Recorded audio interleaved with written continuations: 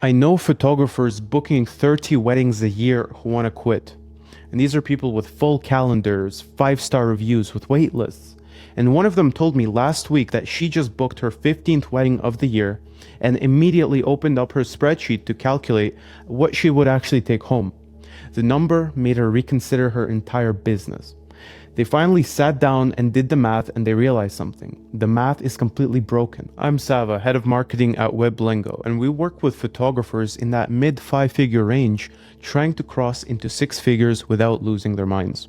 And lately, I've been having more conversations about burnout and leaving the industry than ever before. And these are not struggling photographers. These are established professionals who realized that being busy is not the same as being profitable. And when people who look successful on the outside are looking for the exit, we need to understand why. Because if you're watching this, you're probably somewhere on the same path. Let's talk first about the economics. So the median wage of a photographer in 2024 was around $42,000 according to the Bureau of Labor Statistics. In almost any other career, that's a modest starting salary. But in photography, that $42,000 is gross revenue before you've paid any expenses. And here's where it gets worse. If you're shooting high-end portraits or weddings, your gear bag is a $20,000 liability. Camera bodies, complex lighting kit, fast glass. The thing is, most photographers don't calculate gear depreciation into their pricing. If you spend $20,000 on gear and it has a 3-year professional life cycle, that's $6,600 a year just to maintain your ability to work. That's just the cost of staying operational. Then you have the silent costs: Adobe, gallery hosting, your CRM, for example, cloud backup, your website. You're looking at $3,000 to $4,000 a year just to keep your digital studio open. Then you add insurance, business license, professional accounting, factor in even a small marketing budget, and you've spent $12,000 before you paid yourself anything. After self-employment taxes, a photographer hitting that $42,000 is taking home roughly $22,000, working 60-hour weeks, editing until 2 a.m., making less than a retail manager. And here's what no one talks about. You can't just work harder to fix this. If you're already shooting 25 to 30 weddings a year, you're at your capacity. You physically cannot take on more work without sacrificing quality or your health. So the only way forward is to charge more or change your business model entirely. And that's the first reason people are quitting. The cost of staying in the game has outpaced what the average photographer can charge. Then the next reason is this content treadmill fatigue. Constantly posting on platforms. Most photographers have been told that social media is their primary marketing engine. Spend 10 to 15 hours a week planning reels, finding audio, writing captions, creating content basically. And here's what that actually translates to. So let's say you have 5 to 10,000 followers. Your organic reach is probably under 3.5% according to Social Insider's 2025 data. That means for all that effort, maybe 200 or 300 people see your work.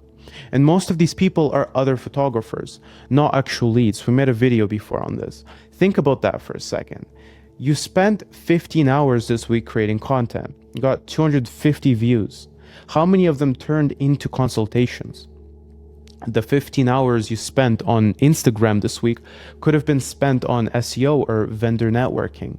One of those builds a long-term asset. The other gives you a visibility for 24 hours and then disappears from the feed.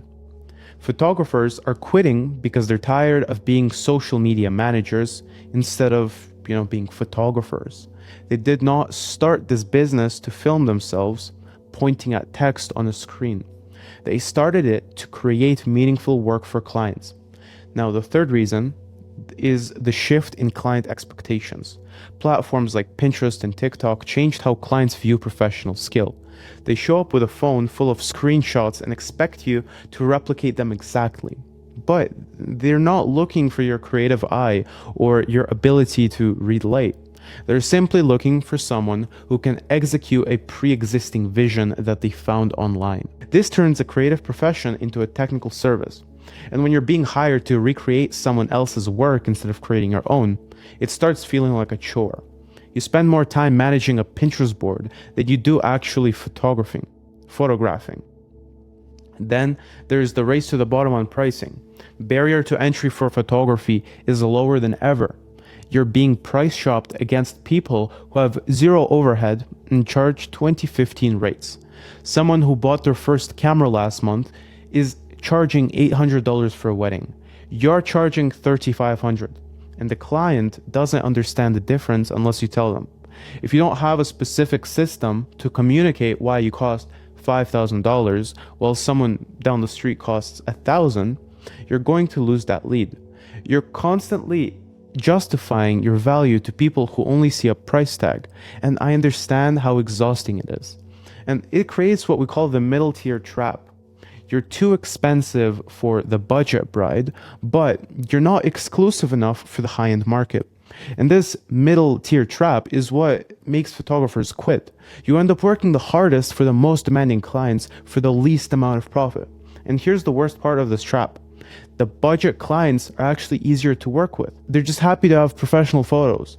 The mid-tier clients have high expectations, want unlimited revisions, and they're comparing you to photographers charging twice your rate. And then finally, there's the long-term uncertainty of generative AI. It won't replace a wedding photographer tomorrow, but it's already decimated commercial product and stock photography, according to Zenfolio's 2025 industry report. Now, photographers who made $60,000 a year shooting product photography 5 years ago are now competing with AI-generated images. Photographers are looking at the trajectory and wondering if their 10-year plan is still viable. Is the skill that you're building today, is it going to be valuable in 2030? This combined pressure is why people are leaving. Financial, mental, technological. And the photographers who aren't leaving aren't the ones who are bad at their craft. They're the ones who are good at photography but do not have the business systems to make this sustainable. So, what are the photographers who are actually thriving in 2025 and 26? What are they doing differently? Because there are photographers making $150,000 to $200,000 a year profit, and they're not working more hours than you. They're not better photographers than you. We've been saying this all the time. They just have different systems. They stopped thinking like freelancers and they started thinking like CEOs. They understand that their business is not taking photos. These photographers understand that their business is acquiring and serving high-value clients. So first, they stopped relying on social media as their only marketing channel. They treat Instagram as a secondary portfolio, not as a primary lead source. Instead, they focus on high-intent marketing like SEO. When someone searches wedding photographer in my city, they are ready to buy. They have a date and they have a budget. They're comparing 3 to 5 photographers.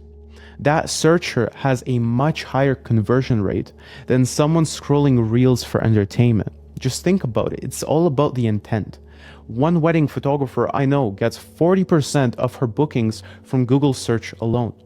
She spends 2 hours a month optimizing her website. Now, compare that to 15 hours a week on Instagram with a 1% inquiry rate.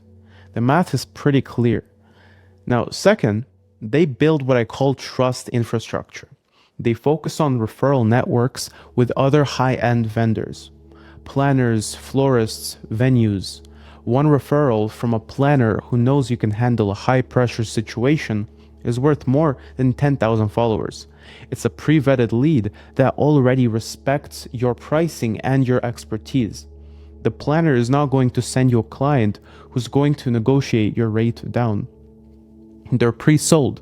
They're sending you a client who values professionalism and is willing to pay for it. Now, third, they charge based on the value of the result, not just the hours spent behind the lens. They understand that their price has to cover depreciation, software, taxes, and a sustainable profit margin. They don't negotiate with budget shoppers. They attract clients who value professional security. They know that if they're charging $3,000 for a wedding and their actual cost to deliver is $1,800, they're not making $1,200 in profit. They're making $400 after taxes. And $400 per wedding doesn't build a sustainable business. Fourth, they have systems that reduce friction in their sales process. They respond to inquiries within 10 minutes. They don't ask a bunch of qualifying questions when the lead shows slight interest. They provide certainty immediately. They show 4 specific numbers instead of just a price. 45 minutes, 50 photos, 5 days, $500. That removes uncertainty and removes objections before they even come up. If you're stuck in that $40,000 to $60,000 a year range, you're not failing as a photographer. You're just using an outdated business model that doesn't account for the 2025 economy. You can't hustle your way out of bad math. You have to change the way you acquire clients and the way you communicate your value. I talk about the specific mechanics of this transition every day in our private email list. I don't share tips or generic advice about hashtags. I share the actual business data and strategies that are helping our clients build 6-figure businesses without the burnout. We dive into SEO, vendor networking, and pricing structures that work when everyone else is lowering their rates and racing to the bottom. I talk about the systems that actually keep photographers from quitting, the things that give you your life back while growing your revenue. Remember, the goal is to build a business that's sustainable, profitable, and based on logic rather than social media trends. If you want to know what the photographers who are thriving are doing to stay relevant and profitable, basically, the link to the email list is in the description. The first link. It's about moving away from the noise and building a business that actually works. I'll see you in the next one.